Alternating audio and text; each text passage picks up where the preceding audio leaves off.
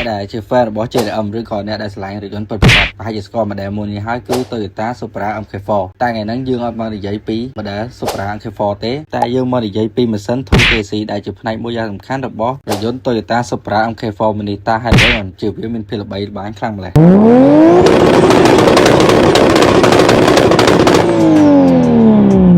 ម៉ាស៊ីន 2JZ ឬក៏គេហៅមួយទៀតថាស្ដេចនៃម៉ាស៊ីនដែលវាមានភាពល្បីល្បាញខ្លាំងពីព្រោះដោយសារតែវាចាត់ទុកថាជាម៉ាស៊ីនដែលមានភាពរឹងមាំអាចទ្រាំនឹងកម្លាំងបានខ្លាំងនិងងាយស្រួលក្នុងការកែច្នៃឬក៏ធូនហើយមួយទៀតម៉ាស៊ីន 2JZ គឺជាប្រភេទម៉ាស៊ីន inline six ដែលមានភាពល្បីល្បាញខ្លាំងមួយរបស់ Toyota ដែលវាត្រូវបានអភិវឌ្ឍឡើងដោយចំនួនអធិរាជចាស់របស់វាគឺម៉ាស៊ីន 1JZ នឹងផ្ដល់នូវកម្លាំងខ្លាំងដែលមានភាពរឹងមាំនិងភាពជឿជាក់ល្អជាងមុនប៉ុន្តែមុននឹងការកាត់ឡើងនៃម៉ាស៊ីន 2JZ ដែលបំពាក់ទៅលើតកូ Supra មួយនេះក៏មានបងរបស់វាផងដែរដែលបំពាក់ទៅលើរថយន្តតកូរបស់ Supra នោះមានដូចជាចំណុចទី1គឺជាប្រភេទម៉ាស៊ីន 4ME ឬក៏ 5ME ដែលបំពាក់ទៅលើរថយន្ត Toyota Celica Supra ឬក៏ Mark I និងទី2គឺប្រភេទម៉ាស៊ីន 5ME GE ដែលត្រូវបានបំពាក់ទៅលើរថយន្ត Toyota Celica Supra Mark II និងចំណុចទី3គឺជាប្រភេទម៉ាស៊ីន 7GE ដែលគ្មាន Turbo និង 7GTE ដែលមាន Turbo និងម៉ាស៊ីនមួយទៀតគឺជាប្រភេទម៉ាស៊ីន 1JZ GTE ដែលមាន Twin Turbo ដែលវាត្រូវបានបំពាក់ទៅលើរថយន្ត Toyota Supra MK3 និងប្រភេទចុងក្រោយគឺជាប្រភេទម៉ាស៊ីន 2JZ GE ដែលគ្មាន Turbo និងប្រភេទម៉ាស៊ីន 2JZ GTE ដែលមាន Turbo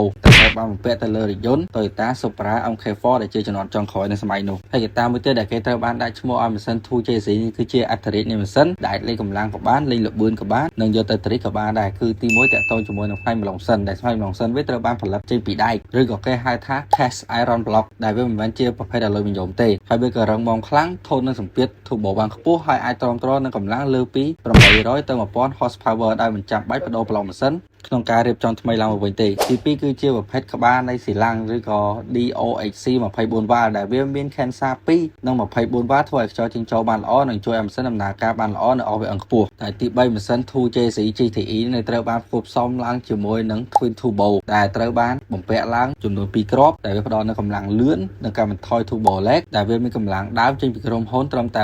276រហូតដល់320 HP ប៉ុណ្ណោះហើយទី4តកតងជាមួយនឹងផ្នែកគ្រឿងក្នុងនៃម៉ាស៊ីនវិញគឺ Crankshaft Connecting Rod Piston Bearing គ្រឿងក្នុងទាំងអស់នេះត្រូវបានផលិតឲ្យមានគុណភាពខ្ពស់និងអាចទ្រាំនឹងកម្លាំង boost បានខ្ពស់ទី5ដោយសារវាងាយស្រួលក្នុងការកែច្នៃដោយសារនៅពេលនោះទីផ្សារនៅក្នុងប្រទេសជប៉ុនគឺមានភាពទូលំទូលាយគឺវាមានគ្រឿងអាប់ដេតជាច្រើនដូចជា Turbo Kit Intercooler Fuel Injector ECU Crankshaft Exhaust System ដូច្នេះអ្នកចូលចិត្តធូនអាចបង្កើតកម្លាំងបានយ៉ាងងាយស្រួលតាមដែលពួកគេចង់បានហើយទី6បើយើងនិយាយពីរបៀបនៃការបង្កើតកម្លាំងរបស់ម៉ាស៊ីននេះវិញគឺ stock scene ត្រឹមតែ